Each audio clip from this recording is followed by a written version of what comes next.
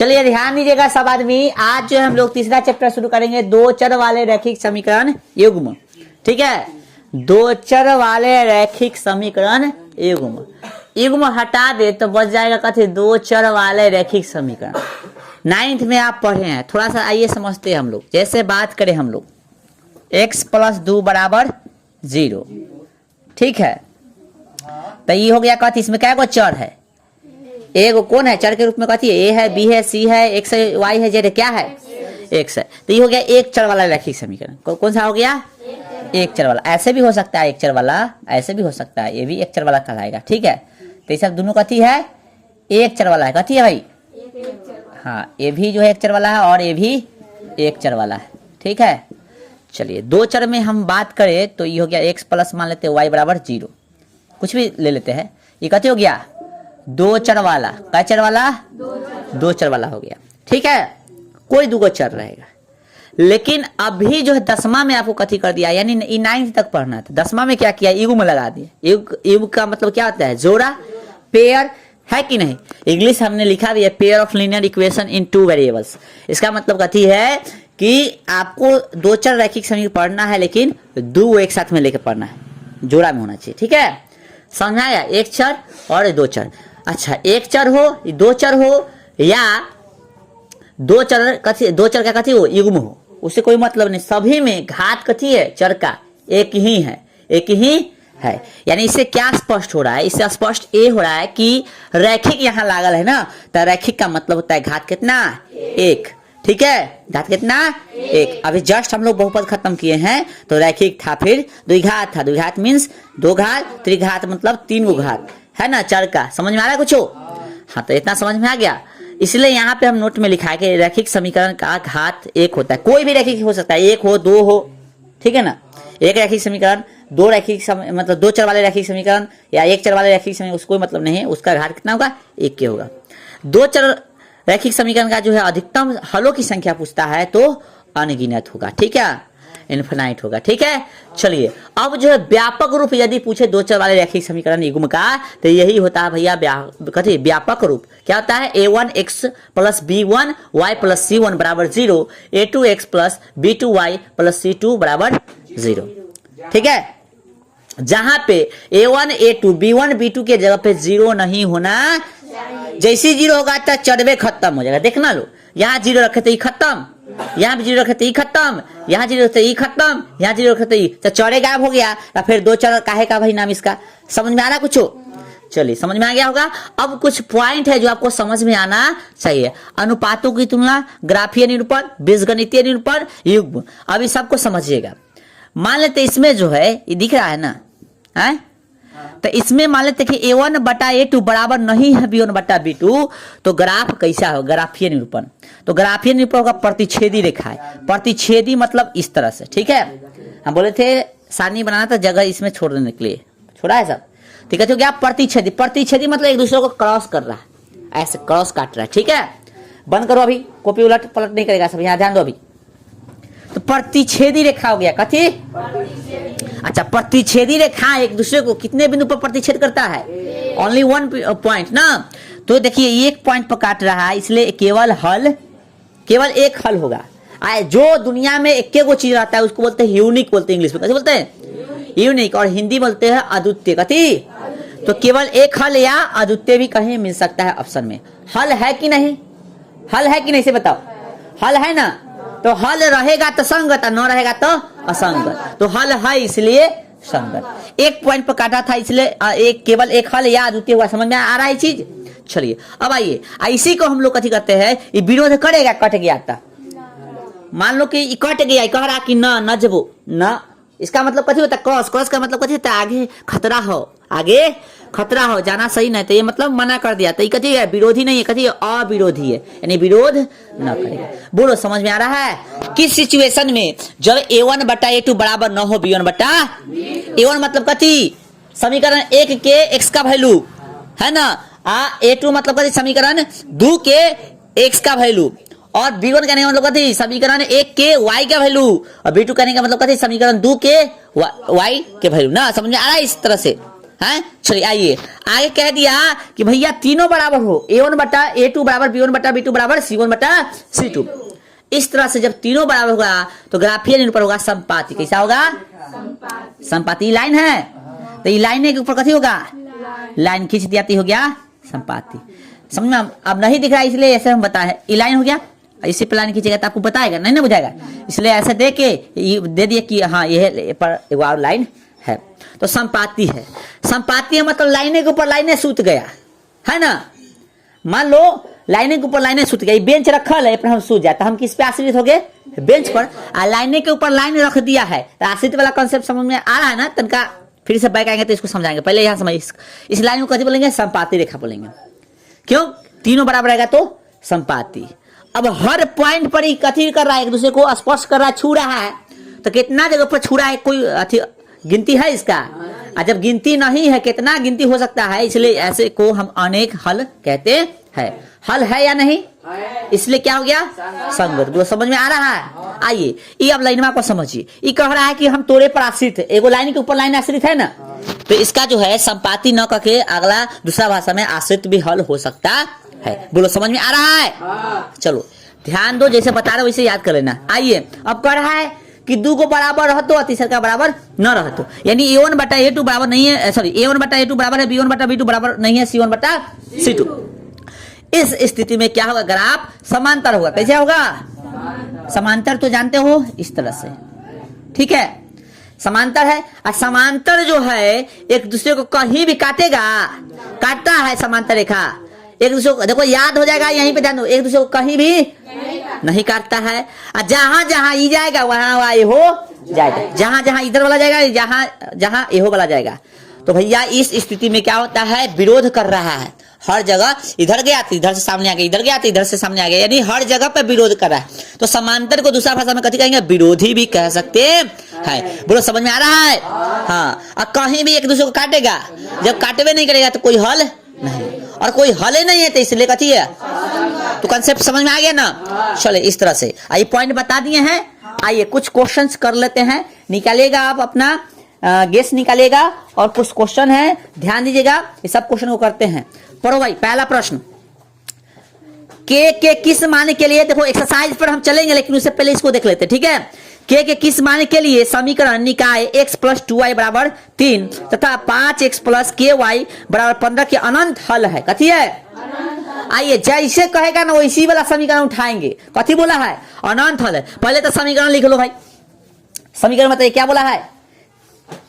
x plus 2y बराबर 3, x plus 2y बराबर कितना? 3। फिर क्या बोला है?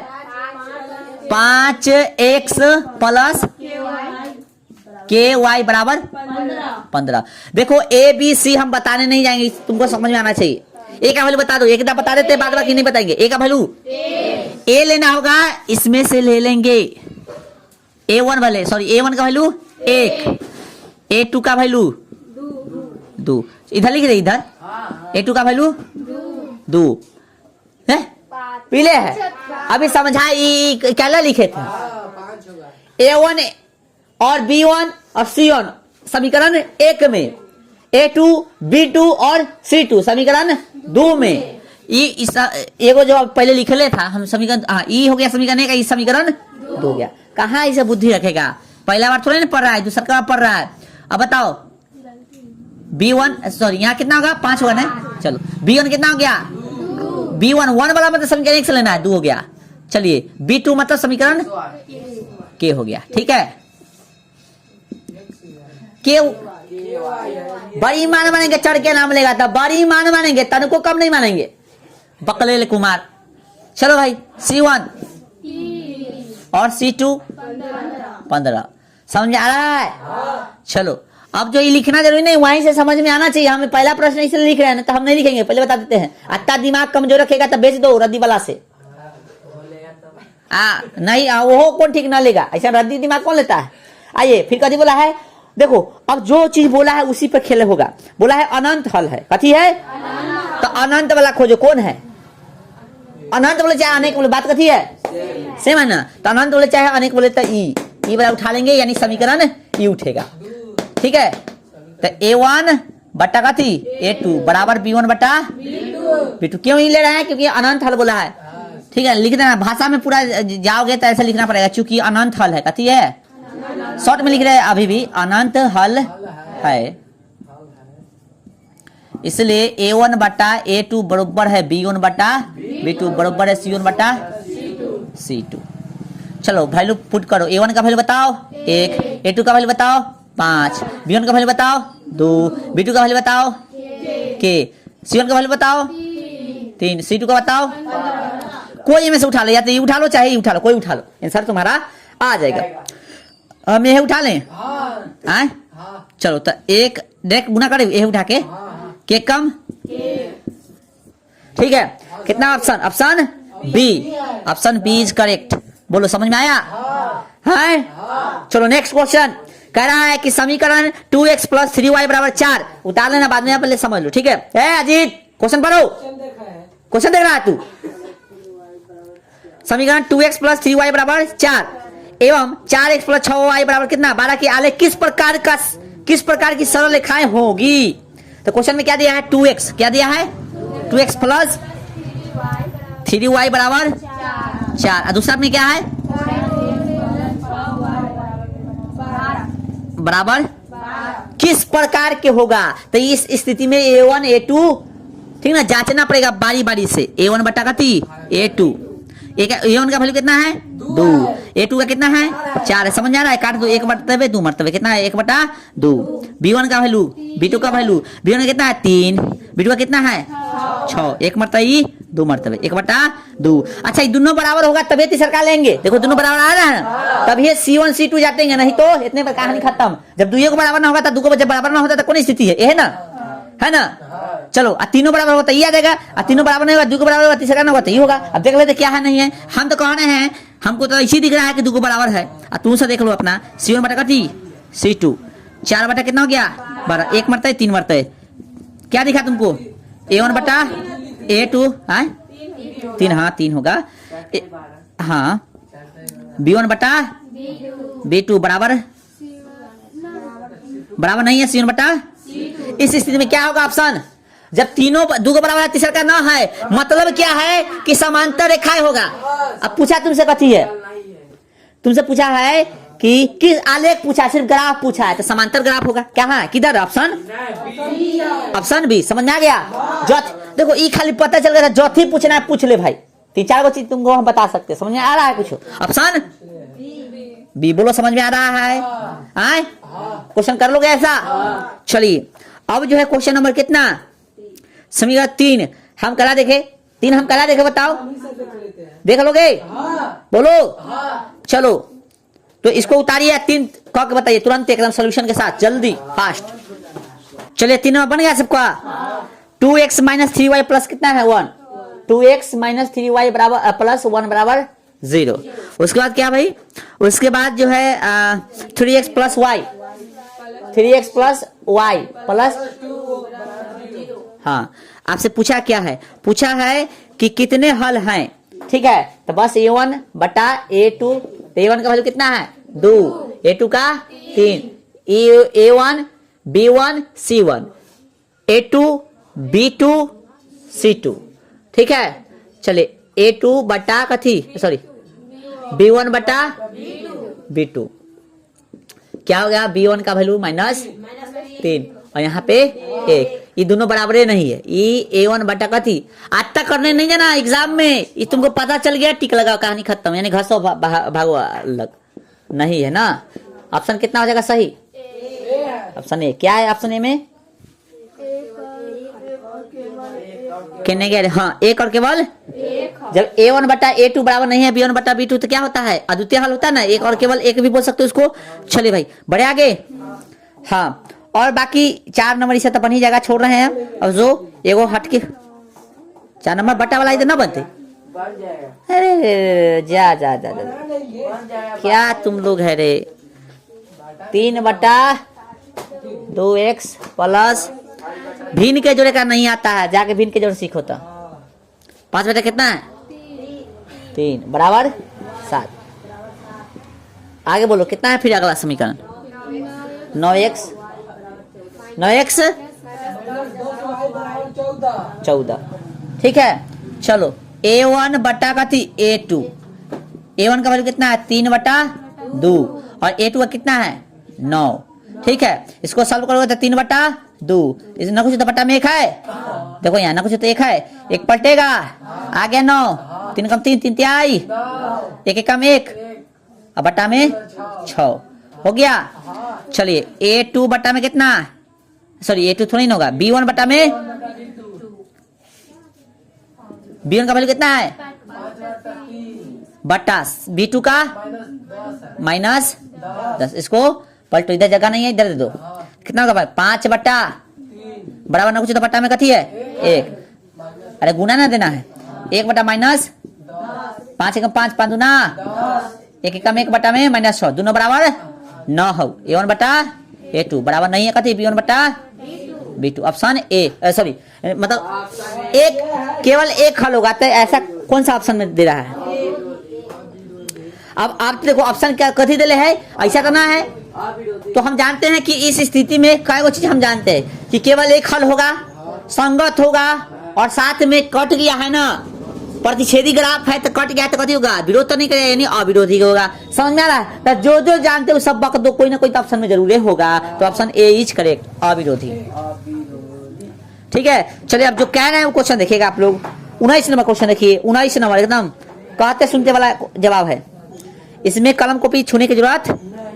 चलो कह रहा है, सॉल्व करने वाला में भी सिंपल सिंपल दिले हुआ तो कलम छूने की जरूरत नहीं है, एकदम माइंड में आंसर तैयार होना चाहिए।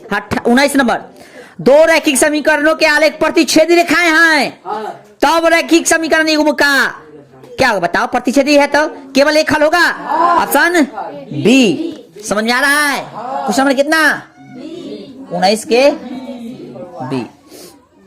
आगे जो कह रहे हैं उसको देखिएगा, क्वेश्चन नंबर 20 यानी 20 नंबर, दो रैखिक समीकरणों के आलेख समांतर रेखा है तब रैखिक समीकरण युग्म का।